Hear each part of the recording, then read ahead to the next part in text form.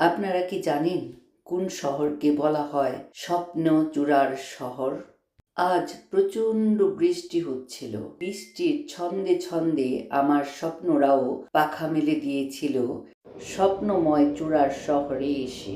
ছোটবেলা থেকেই অক্সফোর্ড ইউনিভার্সিটির অনেক নাম শুনেছি, কিন্তু কখনো কল্পনা করতে পারিনি আজ আমি সেই শহরে আসব, সেই অক্সফোর্ড ইউনিভার্সিটির ভেতরটা দেখব। আমরা সেই বিখ্যাত অক্সফোর্ড ইউনিভার্সিটির ক্রাইস্ট চার্চের যে প্রধান দরজাটি আছে সেখান দিয়ে ভেতরে ঢুকেছিলাম। চলুন একসাথে এর ভেতরে যাওয়া যাক। হ্যারি পটার বা গোল্ডেন কম্পাস মুভি দেখেছেন আপনারা? এই চলচ্চিত্রগুলোর বেশিরভাগ শুটিংই এইখানে নেওয়া হয়েছে। এই ক্রাইস্ট চার্চ অক্সফোর্ড ইউনিভার্সিটির অঙ্গীভূত কলেজ ও অক্সফোর্ড ডায়োসিসের ক্যাথেড্রাল।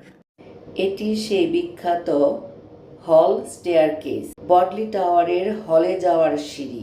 এই দৃষ্টিনন্দন সিঁড়িটি লুইস এবং হ্যারি পটার সহ বেশ কিছু চলচ্চিত্র টেলিভিশন প্রকল্পে ব্যবহৃত হয়েছে। 1805 সালে এই সিঁড়িটি পুনর্নির্মাণ করা হয়েছিল। আমাদের সবার হাতে এই ধরনের একটি ট্যাবলেট দেয়া হয়েছিল। এই ট্যাবলেটে 1 2 3 করে সমস্ত রুমের নাম্বার দেয়া ছিল। আমরা এই ট্যাবলেটটি ইউজ করে পুরো অভ্যন্তরটা ঘুরে দেখেছি। অক্সফোর্ড শহরটি খুব ছোট, পায়ে হেঁটেই পুরো শহরটি একদিনেই ঘুরে দেখা যায়। 1546 সালে রাজা অষ্টম হেনরি এই ক্রাইস্ট চার্চ প্রতিষ্ঠা করেছিলেন। এখন আমরা আছি ফরমাল হলে।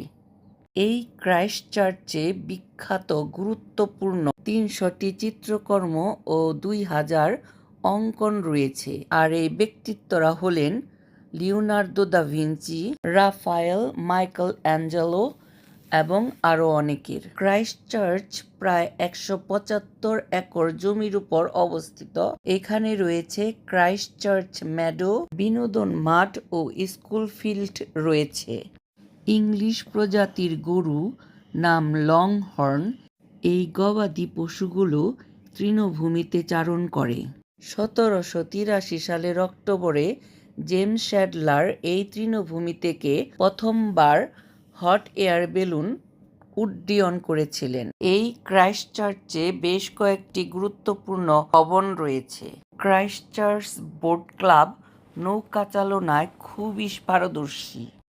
এই কলেজের প্রাক্তন ছাত্রদের মধ্যে 13 জনই হচ্ছে ব্রিটিশ প্রধানমন্ত্রী। সেই সাথে পাকিস্তান ও সিলনের প্রাক্তন প্রধানমন্ত্রীরাও অন্তর্ভুক্ত। এছাড়া আরও রয়েছে রাজা সপ্তম এডওয়ার্ড, নেদারল্যান্ডসের রাজা দ্বিতীয় উইলিয়াম, লেখক লুইস ক্যারল, দার্শনিক জন লক, বিজ্ঞানী রবার্ট হুক, 2 নোবেল বিজয়ী ও আলবার্ট আইনস্টাইন এবং আরও অনেকে। 1520 সালে রান্নাঘরের পাশাপাশি নির্মিত এই গ্রেট হলটি অবিচ্ছিন্নভাবে ব্যবহৃত হয়ে আসছে। এর শেষ প্রান্তে রাজা অষ্টম হেনরির প্রতিকৃতি রয়েছে। হলের শেষ প্রান্তের টেবিলটি হাই টেবিল নামে পরিচিত। এখানে কলেজের প্রবীণ সদস্যরা ভোজন করেন। এই গ্রেট হলটি হ্যারি পটারের হগওয়ার্টসের অন্যতম স্মরণীয় ঐতিহাসিক স্থান। প্রথমত এটি ছাত্রছাত্রী ও শিক্ষকদের প্রধান মিলনস্থল, যেখানে তারা খেতে, পড়াশোনা করতে, প্যাঁচার মাধ্যমে আসা চিঠি নিতে এবং গুরুত্বপূর্ণ অনুষ্ঠানে ভিড় করত। যারা হ্যারি পটার ভালোবাসেন তারা অবশ্যই জানেন যে দ্য গ্রেট হল হচ্ছে ক্রাইস্ট চার্চের ডাইনিং হল। এই ডাইনিং হলটি এতটাই সুন্দর যে আমরা মুগ্ধ নয়নে শুধু এই হলটি দেখেছি, ছবি তুলেছি। সবচেয়ে বেশি ছবি মনে হয় আমরা এই হলটির নিয়েছিলাম। হ্যারি পটারে দেখা এই হলটির কথা মনে করিয়ে দিই। 4টি লম্বা টেবিলের উপর বাতাসে ভাসমান হাজার হাজার মোমবাতির আলোয় ঘরটি আলোকিত হয়েছিল, যেখানে বাকি ছাত্রছাত্রীরা বসেছিল। টেবিলগুলো ঝকঝকে সোনালি থালা ও পানপাত্রে সাজানো ছিল। শেষ মাথায় লম্বা একটি টেবিলে বসেছিলেন শিক্ষকেরা। হ্যারি উপরের দিকে তাকিয়ে একটি তারায় খচিত মখমলের কালো ছাদ দেখতে পেল। শুনতে অবিশ্বাস্য লাগছে না? এই সেই ঘর, আসলেই চমৎকারভাবে সাজানো একটি ডাইনিং হল। 1870 সাল পর্যন্ত এই হলটি ছিল অক্সফোর্ডের বৃহত্তম হল।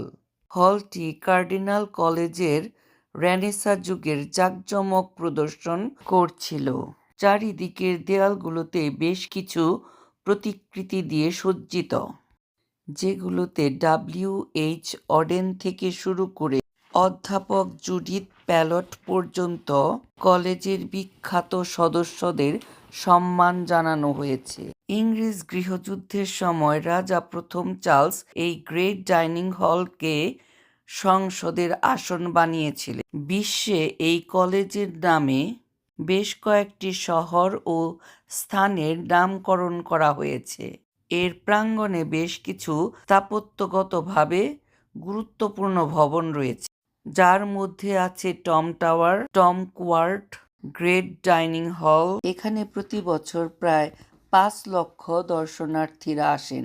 হল থেকে বের হয়ে এখন আমরা গ্রেট কোয়াড্রাঙ্গেলে প্রবেশ করলাম। এটি হলো ক্রাইস্ট চার্চের কেন্দ্রবিন্দু এবং এটি রেনেট টাওয়ারের ঘণ্টার নাম অনুসারে এর নাম রাখা হয়েছে টম কোয়ার্ট। অক্সফোর্ডের বৃহত্তম চত্বর এটি। এর পরিমাপ হলো 264 বাই 261 ফুট।